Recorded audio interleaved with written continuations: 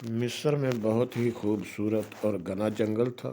گھنے جنگل کے درمیان سرسبز جگہ تھی۔ چند خیمے نصب کیے گئے تھے اور خیموں کے درمیان بھیڑیے کی کھال سے بنائی گئی ایک خوبصورت قالین بچھی ہوئی تھی۔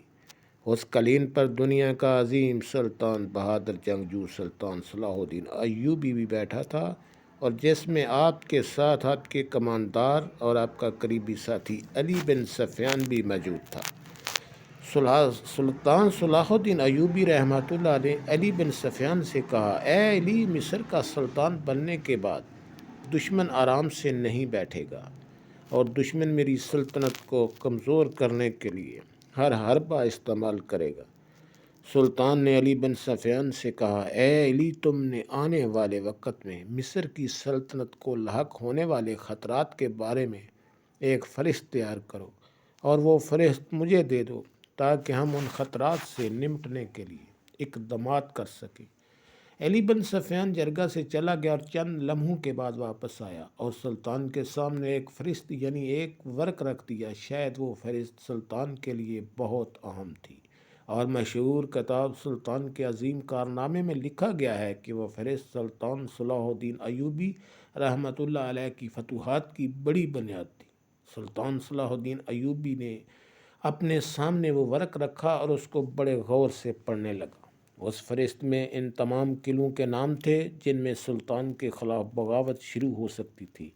اچانک سلطان پڑھتا پڑھتا بڑا پریشان ہو گیا۔ سلطان کے چہرے کے تاثرات دیکھ کر علی بن سفیان آپ کے قریب آیا اور پوچھا، حضور، آخر اس ورق میں آپ نے کیا دیکھ لیا ہے جس کو دیکھ کر آپ کی پریشانی اتنی بڑھ گئی ہے؟ سلطان نے کہا کہ ایک لفظ پر ہاتھ رکھا۔ علی بن سفیان نے وہ لفظ دیکھا تو وہاں ایک قلعے کا نام لکھا تھا، اور وہ قلعہ ننگینا ماریوس کا قلعہ تھا۔ سلطان نے کہا کہ مصر کے ارد گرد پہاڑی سلسلوں میں جتنے بھی قلعے ہیں، ان تمام قلعوں میں یہ قلعہ خاص ہے۔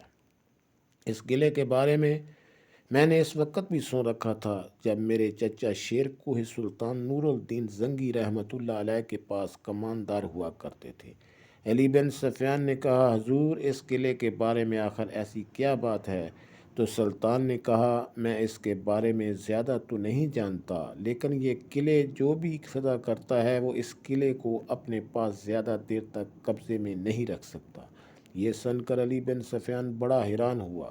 حضور، آخر اس قلعے میں آخر ایسی کیا بات ہے؟ سلطان نے علی بن سفیان کو حکم دیا کہ اپنے چند جاسوس بھیجو جو اس قلعے میں خفیہ طریقے سے داخل ہو جائیں، اور اس قلعے کی ایک اہم خبر مجھے چاہیے۔ علی بن سفیان نے اپنا کام شروع کر دیا، اور چند ہی دنوں میں علی بن سفیان کے ماہر جاسوس خبر لے کر آئے، اور علی بن سفیان سیدھا سلطان کے پاس آیا اور کہا، حضور، اس قلعے کے بارے میں جو ہمیں معلومات حاصل ہوئی ہیں وہ بہت ہی خطرناک ہیں۔ سلطان نے کہا، آخر کیا اس قلعے میں خاص بات ہے؟ علی بن سفیان نے کہا، حضور، اس قلعے کے بارے میں خبر ملی ہے کہ اس قلعے کو آج تک جس نے بھی فتح کیا وہ زیادہ دن زندہ نہیں رہ سکا۔ جو بھی سلطان، جو بھی بادشاہ اس قلعے کو فتح کرتا ہے، چند ہی دنوں میں وہ بادشاہ اس قلعے میں مر جاتا ہے، اور اس کی فوج قلعہ چھوڑ کر بھاگ جاتی ہے۔ حتیٰ کہ اس قلعے کی کئی بار تلاشی لی گئی۔ تمام سپاہی، تمام محافظ اس بادشاہ کے اپنے ہوتے ہیں، لیکن ان تمام سپاہیوں اور بادشاہ کے ہوتے ہوئے اس قلعے میں کوئی ایسی چیز ہے جو بادشاہوں کے قتل کی وجہ بنتی ہے۔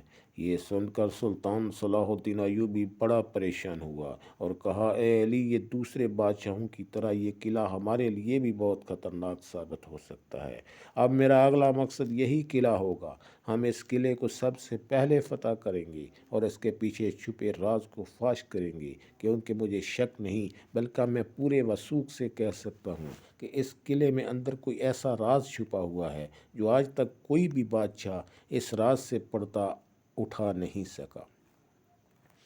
آخر اس قلعے میں ایسا کیا ہوتا ہے کہ چند دنوں میں بادشاہ کا قتل ہو جاتا ہے اور سپاہی فتح کیا ہوا قلعہ چھوڑ کر بھاگ جاتے ہیں؟ اس کے پیچھے بہت بڑا راز ہے، اور یہ راز اس قلعے کو فتح کرنے کے بعد ہی پتہ چلے گا۔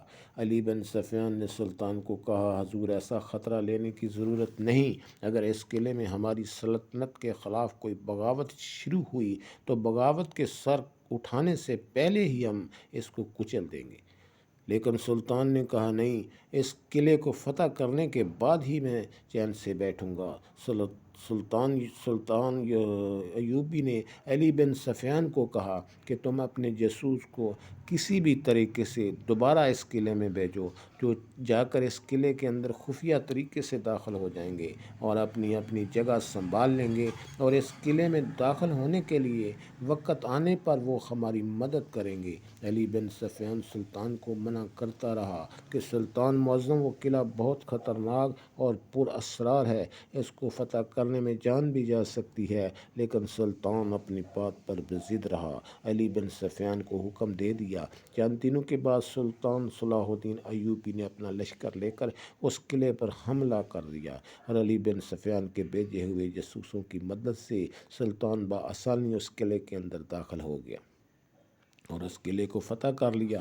قلعے کو فتح کرنے کے بعد سلطان صلاح الدین ایوبی نے علی بن سفیان کو کہا، اپنے بہترین سپاہی قلعے کی حفاظت پر مامور کر دو، اور آج رات میں اس قلعے کے اندر گزاروں گا اور اس رات سے پردہ اٹھاؤں گا کہ آخر اپنے محافظوں کے باوجود بادشاہ قتل کیوں ہو جاتے ہیں۔ علی بن سفیان نے پھر کہا، حضور میں یہاں رکنے کے لیے تیار ہوں، آپ اپنی قیام گاہ کی طرف چلے جائیں۔ لیکن سلطان نے کہا کہ اس رات سے میں خود پردہ اٹھاؤں گا۔ سلطان صلاح الدین ایوبی رحمۃ اللہ علیہ قلعے کے مرکزی کمرے کے اندر آرام کرنے کے لیے چلا گیا۔ علی بن سفیان بھی آپ کے ساتھ رک گیا۔ سلطان صلاح الدین ایوبی رحمۃ اللہ سوئے ہوئے تھے کہ اچانک سلطان کو محسوس ہوا کہ کوئی چیز ایسی ہے جو کمرے کے اندر داخل ہو گئی۔ سلطان صرف سونے کی ناٹک کر رہا تھا، لیکن وہ چیز اتنی تیزی سے آئی کہ سلطان کی آنکھ کھلتے ہی وہ دوبارہ غائب ہو گئی۔ اب سلطان نے دوبارہ سونے کا ناٹک کیا تو چند لمحوں کے بعد دوبارہ کوئی انسان یا کوئی ایسی چیز کمرے کے اندر داخل ہو گئی۔ سلطان سمجھ گیا تھا کہ اس قلعے کے اندر کوئی ایسی خفیہ جگہ، کوئی ایسی خفیہ سرنگ موجود ہے جس کے اندر بہت بڑے جلاد چھپے ہوئے ہیں، جو کتنے بادشاہوں کو قتل کر چکے ہیں۔ سلطان صلاح الدین ایوبی رحمۃ اللہ علیہ نے بستر کی شکل اس طرح بنا دی کہ جیسے اس میں کوئی سویا ہوا ہو، اور خود بستر کے نیچے چھپ گیا۔ چند ہی لمحوں کے بعد ایک آدمی ایک سرنگ سے نکلا جو اس قلعے کے کمرے کے اندر سے کھودی ہوئی تھی، اور آ کر سلطان کے بستر پر حملہ کر دیا۔ لیکن جیسے ہی اس نے حملہ کیا تو اس سے معلوم ہوا کہ اس بستر میں سلطان نہیں تھا، تو اس نے اپنے ساتھیوں کو آواز دی۔ اتنے میں بہت سارے سپاہی آ گئے۔ سلطان بھی بستر کے نیچے سے نکل آیا اور وہاں لڑائی شروع ہو گئی، اور یہ لڑائی کافی دیر تک جاری رہی۔ ترکی کتاب میں لکھا گیا ہے کہ کبھی کسی دشمن نے سلطان کو اتنا نہیں تھکایا جتنا ان جلادوں نے۔ یہ خاص قسم کے انسان تھے جو عام سپاہیوں کے زیادہ طاقتور تھے۔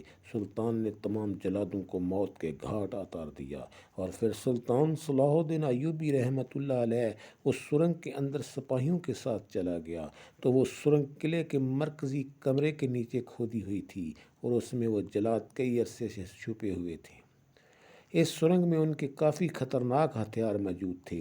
جو بھی اس قلعے کو فتح کرتا تو وہ جلاد رات کو آ کر اس کمرے میں اس بادشاہ یا اس کے کمانداروں کو قتل کر دیتے، اور اس خوف کی وجہ سے وہ بادشاہ اس قلعے کو چھوڑ کر بھاگ جاتے، اور اسی وجہ سے کئی سالوں تک ان جلادوں نے قلعے پر بآسانی قبضہ کر رکھا تھا، اور اس قلعے کی وجہ سے کئی بادشاہ اپنے ہاتھ جان سے دھو بیٹھے۔ لیکن یہ سلطان صلاح الدین ایوبی تھا جس نے اپنی ذہانت سے اور جان پر کھیل کر ان کو موت کے گھاٹ اتارا۔